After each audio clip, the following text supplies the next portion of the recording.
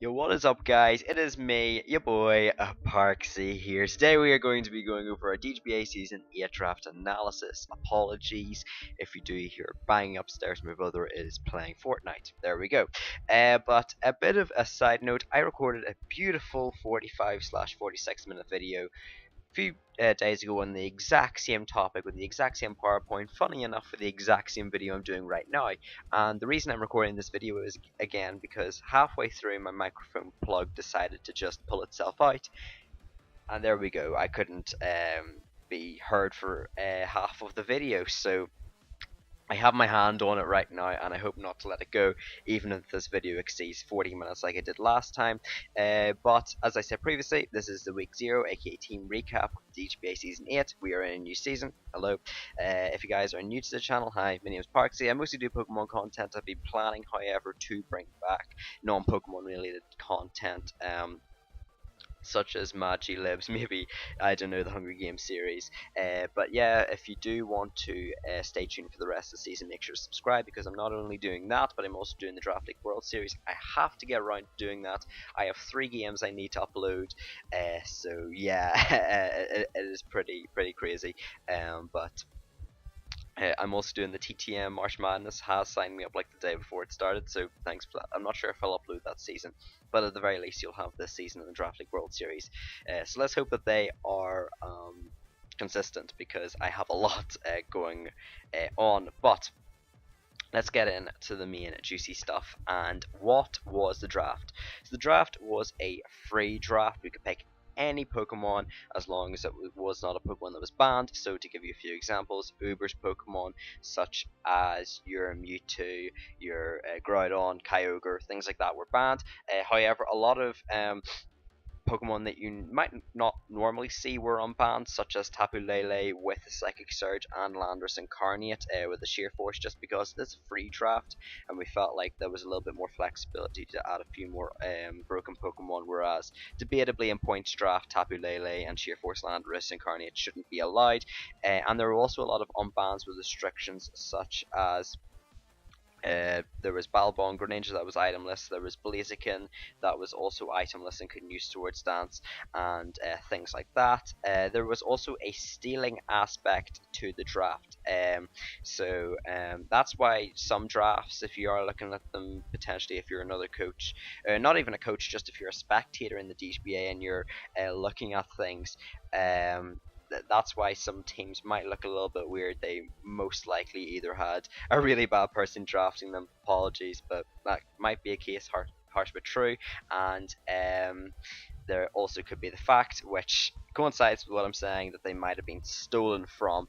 So any 2 Pokemon can be Z users, pretty simple stuff, and there are 3 trades and free for all. Sorry, I keep on messing that up for some reason. But yeah, just basic normal stuff that you would expect to see in normal drafts. And then everyone drafts 11 Pokemon, again pretty standard. I clarified that just because previously we could draft 9 to 12 Pokemon, sorry, and that was a points draft. And then for more in-depth analysis, go to the DGBA channel or check out the link in the description, which will be a specific link to seeing the information about what is happening with our the draft. And I actually commentate that video, so you won't have to worry about another person commentating the video that I don't know, you might not like the sound of their voice, I don't know, but I am commentating that. So the first Pokemon I wanted was a Pokemon that I wanted to be reliable. So if any of you guys have watched my Season 6 draft analysis, I used Magearna, and Magearna I felt was broken. It wasn't allowed shift gear, but it was allowed all the rest, so it was allowed an item and stuff. And I kind of want to replicate that success with another really good, reliable Pokemon that is fairly easy to build around. So I wanted to pick up a really strong Steel type, and I feel like I have for round 1. I was the 8th pick, just to clarify. So yeah, of course I was the 8th pick. Sorry for any pauses in the past minute. I was trying to text someone, and it turns out that my brain can't multitask. So the first Pokemon I decided to pick up was your boy Cellstealer. So if you guys have been watching my Draft League World Series, I'm doing a brand new format where the top left, all across, you'll see is the Pokemon link. sprites, so that'll just keep you guys on track to know what is on my team. But I decided to pick up Cellstealer. Cellstealer is a phenomenal Pokemon. Ever since Sun and Moon, it has just been a really strong, good round 1 pick, and especially with a lot of Pokemon being unbanned and not really being untested, it was hard to tell whether they really were round 1 worthy, so I just decided to play it safe, pick up a Pokemon that I know that works, pick up a Pokemon I've always wanted to use, and pick up a Pokemon that I think that I can have a lot of success with. Cellstealer is great. Firstly, it gets a customizable Moxie with its attack, defense, special attack, and special defense being so close together. So if I want to have a special wall that keeps on adding to its special defense, I can just make my special defense really high. If I want to have an autotomized special sweeper, I can upgrade in special attack, and the same goes for the physical aspects of those two as well, respectively. So Cellstealer, it gave me a really good switch into a lot of Pokemon in the format, which I think is very important to just with the steel and the flying typing, I felt like I really had a good Pokemon that could switch in neutrally or could take hits. That just didn't really affect it very much, and its only weaknesses are fire and electric, and as I said previously, I used Magearna. Its only weaknesses were fire and ground, so I feel like I could draft around this Pokemon really well. I just had to make sure that I didn't get sniped, and spoilers, I got sniped about a dozen times in this draft, and I didn't even, that's not even including the stealing aspect, that's just raw getting sniped. But I guess that's what happens when you try and hinge your bets on a round 4 Fable. That we'll get to in a second. But a pretty good Pokemon. Gave me a lot, I feel.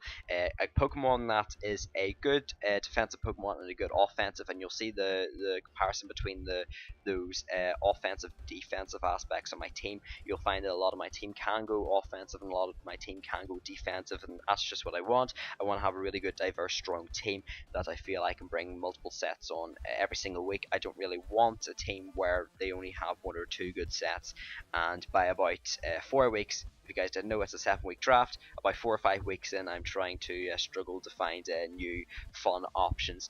But yeah, so I picked up Cellstealer, and I really wanted to pick up a strong Mega to follow up Cellstealer. Again, trying to replicate the success with my Magearna.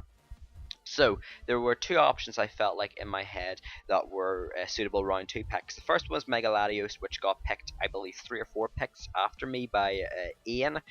So he picked up Mega Latios, but Ian comes in a little bit down the line. So yeah, a lot of coaches actually come in down the line. So we'll get into that in just a second. Actually, not just a second. With how the last other recording went, it's going to be about 40 minutes. You guys will have to wait. But Ian, very important guy, keep note of him in the back of your head. He picked up Mega Latios, so that was fine. Mega Diancie was still there, and what do you know, round 2, about 2 or 3 picks into round 2, Mega Diancie is taken, and I am there and I'm like, the 2 Megas that I wanted, even my feel safe Mega and Mega Diancie that I didn't think would go round 2, I felt would just lie there. Unfortunately, it was picked up, so congrats to those people that picked up the Mega. You have successfully sniped me. But I had my own personal list consisting of Pokemon that I believe to be in tier 1, 2, not tier 1, tier 2, round 1 picks, round 2 picks, round 3 picks, and I was slowly scoring them off as each Pokemon was picked. And there's about 6 or 7 round 1 picks left, so I decided to pick up a Pokemon that I felt should have been worthy of being a round 1 pick. And that is Zygarde, aka Zygarde 50%. So Zygarde being around in round 2 astonished me. I didn't even consider this Pokemon on my draft team alongside Cellstealer because it does form an incredible core that I'll get into a second, but I just didn't think that Zygarde would get back to me round 2. Yeah, I think this Pokemon definitely is worthy of being a round 1 pick. Maybe not early into round 1, definitely about middle to late, but I still think that it does have some very nice niches, and definitely shouldn't be an underestimated threat because it went through, I believe, 23 picks if I'm correct, and not one of those people stopped and said, I mean, Zygarde's there. No, yeah, so I was one of those people that was like, Zygarde's there, yes please. I didn't pick any other Pokemon over Zygarde, and the downside to picking up Zygarde, the only downside is that this Pokemon is also named Cocoon Quake after my good friend Hughes on the Draft League World Series, and I'm calling this Pokemon a different name so I can shout out as many people as possible. So it's just going to have to remember to call my Zygardes the appropriate names in each one of those leagues. But Zygarde gave me a lot, especially as it is my Z user. Firstly, it can be a tremendous Dragon Dance user. It can have access to Steel EMZ, Ground EMZ, Draconian EMZ, all of those typings that can break through either Pokemon just for breaking potential or for counter building against a defensive fairy type, for example. It can also be a defensive coil set, it can be dual dance, it can be a subtoxic, it can be choice bands, 3 attacks. It can be a trapper with 1,000 waves. It has a lot of things, and the best thing about this is, yeah, sure, it's 4 times weak to ice because it is dragon and it is ground, but even a Tapu Koko doesn't OHKO this Pokemon with hidden power ice. Shuckleberry had to be run in that meta, well, nearing where Zygarde was kicked out of OU. Funnily enough, Koko started running Shuckleberry just because it couldn't OHKO it with Ice Beam, not Ice Beam, Hidden Power Ice, which is kind of funny. It just shows how fat this Pokemon is. It has some really good natural bulk, and its Beast 100 attack is not to be underestimated, especially because 1,000 Arrows is one of the most overpowered moves in the game. It can hit any Pokemon. I don't care if you're levitating, I don't care if you're flying, I'll knock you out of the sky, and yeah, I can continuously hit you with 1,000 Arrows, so that is fantastic. Also gave me a good priority option with extreme speed, and as I said previously, Cellstealer has got weaknesses to fire and electric. Zygarde can completely destroy fire types, it resists its attacks, it fires off 1,000 arrows that are super effective, and then there is electric types which Zygarde can also just destroy. So I feel like those two synergize really well with each other. They're Pokemon that can be offensive. They're Pokemon that can be defensive. They're Pokemon that can give me setup, which I'll get into a second, which is really important. And yeah, I just felt like I was building a really good core. I might have needed a little bit of speed, but yeah, so far I think that it was pretty good.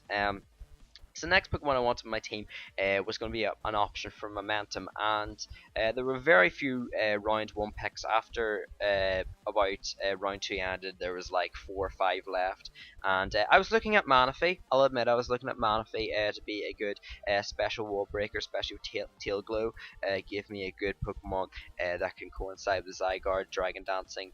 Manaphy can Tail Glow. Unfortunately, 2 picks before me, Manaphy was taken. Not the end of the world, because I had got my sights set on another Pixie that was also around 1 pick that hadn't been taken, and if A Drive is somehow magically watching this video, which I don't think he is, he would definitely agree with this Pokemon being a round 3 pick, and that is your boy Victini. And as you guys can see with the Pokemon Link sprite, Cellstealer, Zygarde, and Victini are there to keep you guys on track. But Victini is a really good Pokemon, allowing it to be physically, especially, and bulky, and all sorts of variants just because of its base 100 stats all across the board. It has a really good offensive typing with its Fire and Psychic, and it gives me momentum with U-Turn. All of those are really good. It is known for just sort of slapping on a choice band and also just killing things with V-Create. It gave me a good choice Scarfer, which I have lacked in previous seasons, like just to throw it out there.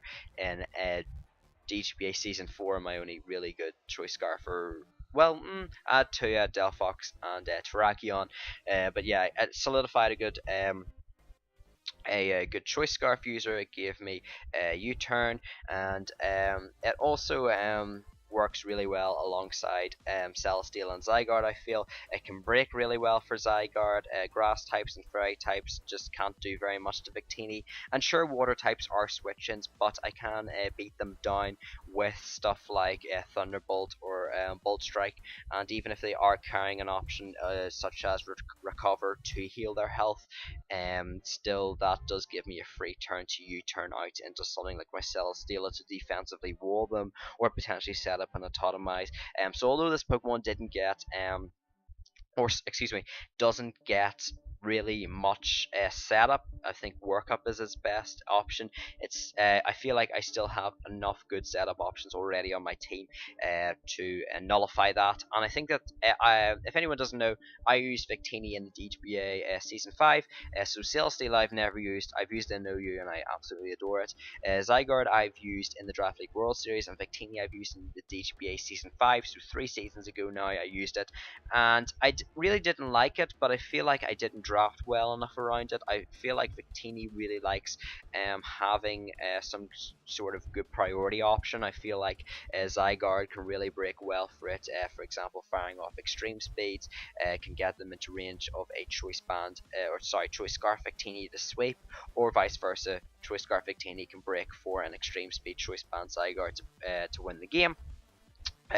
So I feel like priority was a problem with my DGBA Season 5 team, as well as the fact that I didn't have good setup, and as you can already see, I have two pretty reliable and good strong setup options there on my team.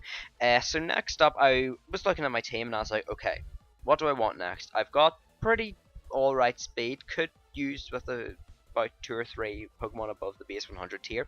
I could use with a little bit more momentum, but I could also use with hazards and hazard removal, but I pushed all that back and I was going back again to see what Pokemon had fell.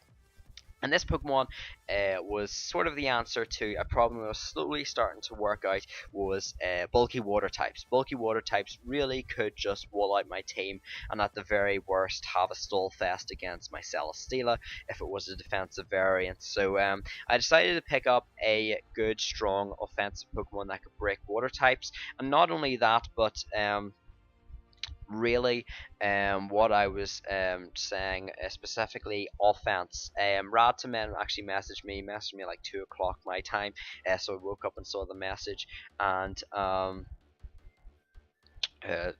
sorry, someone messaged me. But Radtamen messaged me and he said, yeah, your best offensive threat is your Cellstealer, and I was like, yeah, you're right.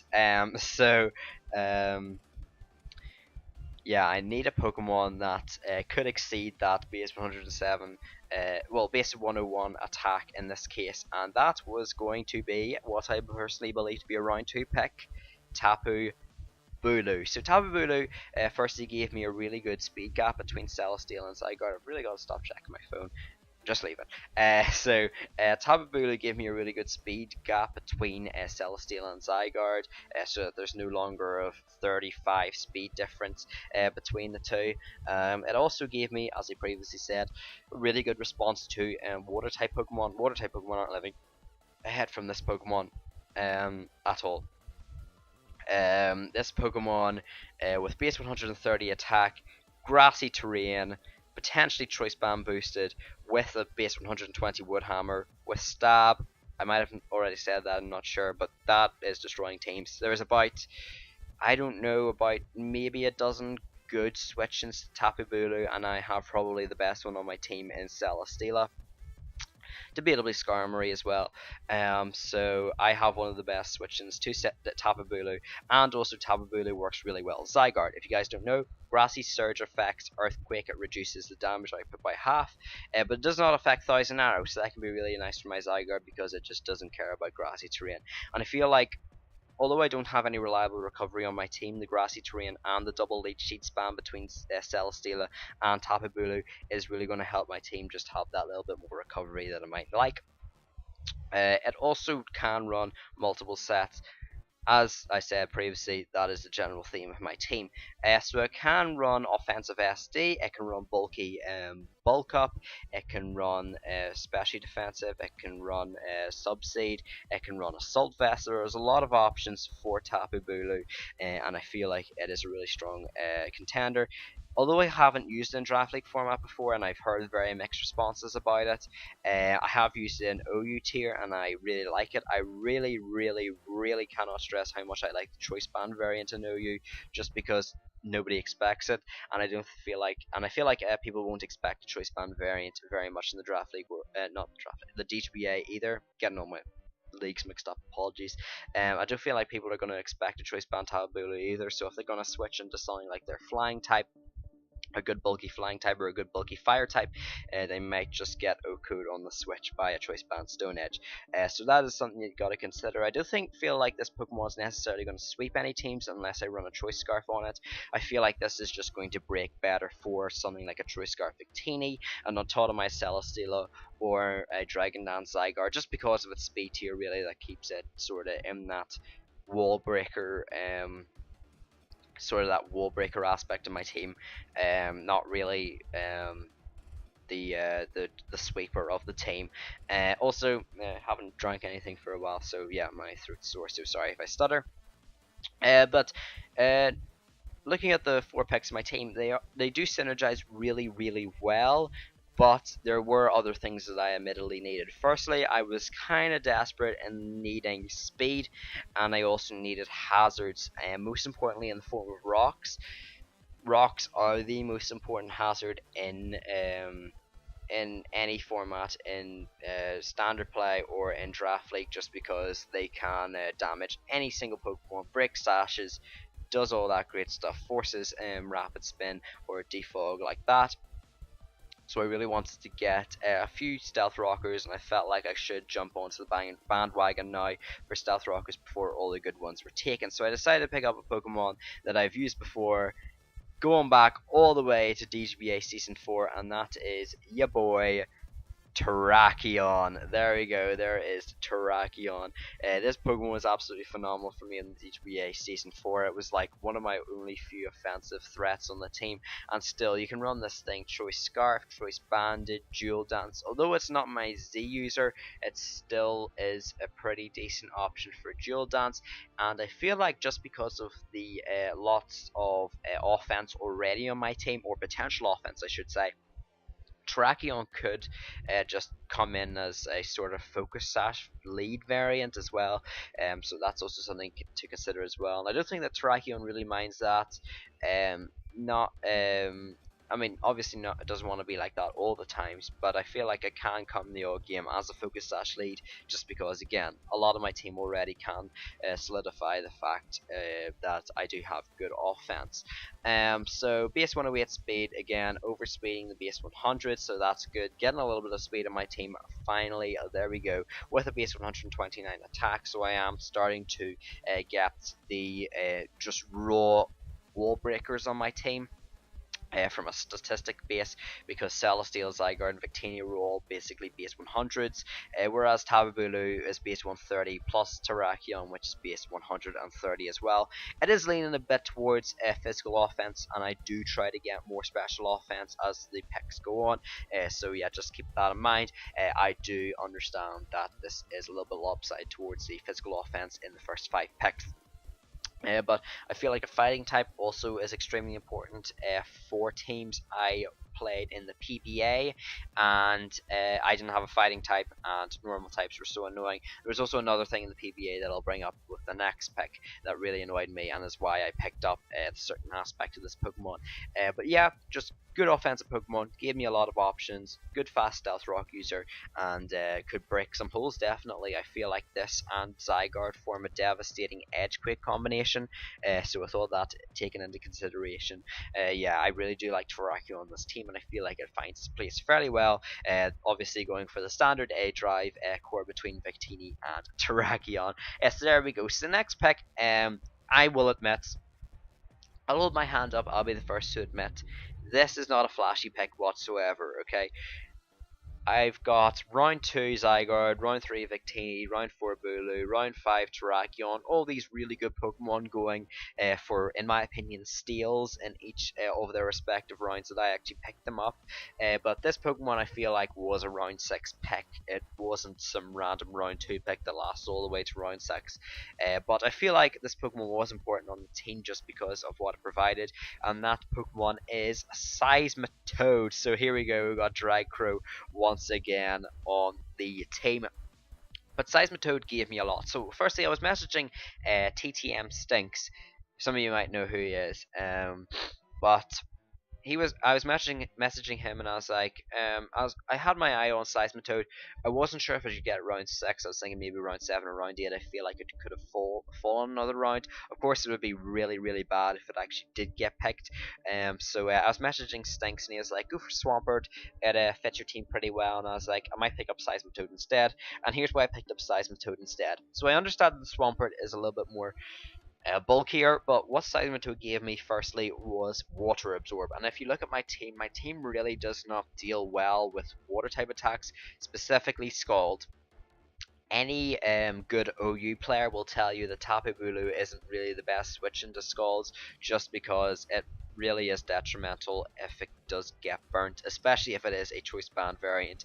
You're not really going to be OHKOing a lot of things. So Seismitoad gave me that. It also gave me a really good Pokemon that formed cores with my team. Sure, grass types do get boosted attacks in the grassy terrain, but I've already got quite a few grass responses. Cellstealer 4 times resisted. What is a grass type to Cellstealer? Victini offensively and defensively nukes grass types, and Tawabulu can take hits as well. So with all that taken into consideration, I feel like Seismitoad did fit on the team pretty well. It also gave me a knockoff user, and this is what I was saying previously. I didn't have a knockoff user as well on my PBA team, and I think I got walled for about 15 turns by a Dusclops. So yeah, the only reason I actually got to take care of that Dusclops was because I credit. So yeah, yeah, knockoff is important, I do believe, to take down bulky Violet Pokemon such as your Chansey or things along those lines. So the one downside to Seismitoad is that it cannot unfortunately run Earthquake, which I don't think is too much of a detriment to Seismitoad. It does mean that I'll probably have to run Earth Power if I'm running grassy terrain, or actually just bringing Bulu. But I feel like Seismitoad can run Earth Power pretty effectively, so I don't think it's that much of a detriment to Seismitoad. I don't feel like Knockoff needs that attack boost that you might get if I was running Earthquake. I think that that's just a bit of a utility thing. Plus, also not to mention, Seismitoad gave me a really reliable Stealth Rock user as well. I've used Seismitoad in Season 6. It's a phenomenal Pokemon, really underestimated in my opinion, just because it can live 2 hits that you won't expect to. This thing lived a Mega Glade's Leaf Blade from MX3 at Season 6. That's just absolutely insane. Even if it wasn't attack invested, it's 165 base attack stat with a 4 times super effective attack. So that's it. So with this on previously, I really want a good special Pokemon. I didn't want a good special attacker, like no base 110 special attack, base 15, 100 special nuke, I was more in the field, like off here. And this is like, also I know by this time I got sniped about 8 times. I got sniped for Fable, Necrozma, Mega Venusaur. Mega Venusaur was a huge one because I was already thinking about my Mega, and there weren't too many Megas that I really felt like worked on this team. So I just decided to push it back even furthermore, and we'll get into Megas in another bit because that has its story. But again, Seismitoad with that Warp Absorb does sort of help out my team with its potential Scald weakness, although Scald is one of the most broken moves in the game, so yeah, there's not really any good ones. Actually, that's Thunderous. Sorry, I was clicking on it, wasn't working, but it's will be about 5. So not only can it be a potential physical attacker, it can also be a really detrimental mixed attacker, and I feel like that's what Thunderous is actually secretly really good at. It's good at running things like it's good at running things like Wild Charge maybe for a Blissey, or I guess a better example would be Super Power for a Blissey, and then like Thunderbolt, and then like a sneaky Grass Knot on it. It does have a pretty wide move pool, and although it is a good Z user, you'll hopefully see why I picked a potential other Pokemon to be my Z user, even though I feel like its Z options is going to be heavily but Thunderous firstly because I've ran through quite a few. I picked up Seismitoad because it was another ground type, and I was on to electric types. So I really have to choose now between Grass and Parais. Anyway, Thunderous, it gave me a 3rd electric immunity because of its Volt Absorb, so electric types are really going to be pressured on my team, which is great because I really gotta stop burping, because I have a Cellstealer, so I really cover that weakness well, as well as the fact that currently I have got 4 responses, 4 resists, and I guess technically responses to fire types on my team, and 2 of them are just like really good fire type killers, like my Zygarde and my Seismitoad, just switching so easily to fire type attacks and just can fire off really strong hits. So I really like that. Again, it gave me a really good choice scarf option, and it also gave me another setup sweeper, so everything except Victini and Seismitoad at this point could be a setup sweeper. It can be a nasty plot user agility, it can be both of them, it can have calm mind, it can also be bulk up, so there's quite a few options. It also gave me a hazard remover. I know Thunderous isn't particularly good at removing hazards, I'll admit that now, but having the defog on it is nice, I guess, and I do pick up, in my opinion, one of the more reliable hazard removers in the game just to help out things like my Victini. Although really my team isn't too weak to hazards at this point on, but yeah, I just my general play style is just to have, or my general draft style I guess I should say, is to have at least one really good hazard remover on my team. So Thunderous, I haven't used it before. I haven't actually used it in a long time. I don't think I've ever actually used it in OU this generation. I know what it does, but yeah, I don't think I've had much experience with it, so it's actually a Pokemon I'm pretty unfamiliar with. Seismitoad, as you guys know, I love it. I use this Pokemon in OU. I don't even care. So the next pick that I wanted to pick up was again another Stealth Rock user, because I didn't want Seismitoad to be running Stealth Rocks every single week, and even if Seismitoad wasn't running Stealth Rocks every single week, I didn't want Tarakion to be running Stealth Rocks to make up those weeks, because I feel like I want Tarakion to have diversity, to be an offensive breaker if it needed to be. So the next pick on my team was, I think actually is going to be a really hidden gem. Again, it's not a flashy pick, it's not a round 7 Thunderous, it is a round 8 Miltank. So Miltank, you guys don't know, does get Stealth Rocks, and I think this is actually like, this is like the heart of the team, right? This is like glue that's going to keep everything together. This Pokemon I think is actually going to be the hidden MVP. Okay, a lot of people are going to be scared about all my really good offensive threats. No, Miltank's going to be there.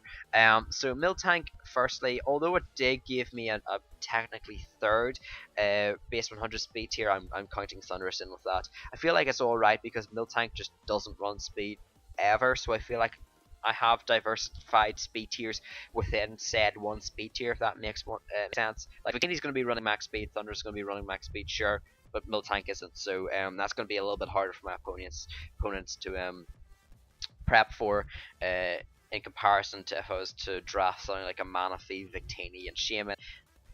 A fair few times, all those Pokemon run 252 in speed. So yeah, so Miltank also gave me a Cleric, which I was noticing my team could really use. Toxic's a little bit annoying. Burn is also pretty annoying for my offensive threats. So having that Heal Beller Cleric potential is nice. It also gave me my first response to ghost types, and ghost spam is one of the deadliest types of spam in the game, I think, behind bird spam, just because not many teams have. What Miltank also gave me was Curse Sweeper, but as I previously said, a good ghost response, and Miltank is one of the very few normal types that can actually hit ghost types back because of its ability Scrappy, which allows normal type attacks to hit it. So Body Slam, still gonna hurt you. It also does get two other really nice abilities that coincide with my team, and was actually why I thought that Miltank was actually a really attractive Pokemon on my team. It gave me Sap Sipper, which means that even if you're going to have your grass type Pokemon with your grassy terrain boosted attacks thanks to my Tapu Bulu, Miltank doesn't care. It in fact actually really likes if you give it attack boost or special grass type attacks to chew, because it does no damage and it increases its attack stat by 1. Plus also it gives me a thick fat Pokemon. Oh, I developed such a lisp there. And I feel like that's actually really important as well, because my steel type is Cellstealer, which is part flying, and my water type currently is Seismitoad. Currently, wink wink nudge nudge, which is Seismitoad, which is also part ground. So this is really my second ice resist potential. Which I think is nice, especially with the team with Zygarde and Thunderous Therian. So I think that that's all I really have to say with Miltank. I just feel like it worked really well with the team. I feel like your Stealth Rockers don't really want to share any common weaknesses, and especially with Miltank having Sap Sipper, I feel like it and Seismitoad form a really good defensive core. Defensive core in terms of setting up rocks. I feel like if there is a hazard remover that is a grass type, and Miltank can Stealth Rocks and beat it 1v1 in comparison to running Stealth Rocks and Seismitoad. So just some food for thought there. Don't really think that there's not much else to say about Miltank. It's just a really good, strong, reliable Pokemon in my opinion. Haven't used it again. I've used it in like NU and like Oras, and then like this generation I've used it in NU as well, and PU when it was down there before Vanillux became broken. The next Pokemon on my team, as you start to notice, is two things. Firstly, the lack of hazard removal. Also, I forgot to say, I'm really sorry. Thunderous gave me a momentum user, as my girlfriend's probably texting me. It so yeah, I had quite a few momentum users up until this point, and I decided I really wanted to focus on speed and hazard removal, and somehow this Pokemon made it to round 9, and I'm really thankful it did. I'm not actually sure when I got it in the DGBA season 4. I think I got it pretty much similar round, and that is Starmie. So Starmie, I managed to get round 9, and sure, I can see the criticism of Starmie, right? What are you doing, Parksy? You've got a psychic type, you've got a water type. Starmie doesn't really provide you with that much, but it does. Firstly, it provides me with a status sponge, so that means that Miltank isn't as heavily pressured to run Heal Bell. It gives me a natural cure Pokemon, so that I can switch in on Toxic, and then I can switch out and just act like that was a waste of an opponent's turn, as they cry with probably their Blissey that they really tried to stall their team out with, or they tried to stall my team out with. So that's the thing. Also, Starmie gave me a really good special attacker as well, and although its special attack is only base 100, if you add Analytic, which is basically a free Life Orb pet, plus Expert Belt or Life Orb, this Pokemon is going to be really hurting Pokemon on the Switch, especially with its vast move pool. You really don't know what this Pokemon is going to hit you with. It can hit you with a Thunderbolt, a Nice Beam, a Psychic, a Hydro Pump, Dazzling Gleam. It can hit you up with quite a few things, and I've had to face Starmie twice, and I've had no switchings on my team. Most of my team, I think I've like the best things I've had on my teams got 3 KO'd.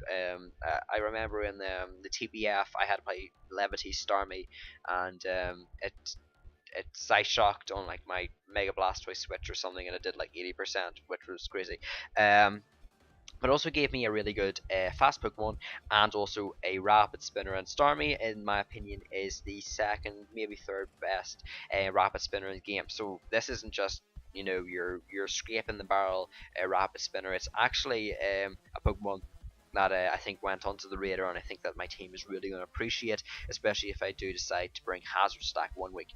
So that is an option. Of course, I don't want Starmie to be my fastest Pokemon, so I did have a little bit of a look around. But firstly, I wanted to pick up a Dark type Pokemon, and that's when Ratamen came in. And that also reminds me with the story with Ian.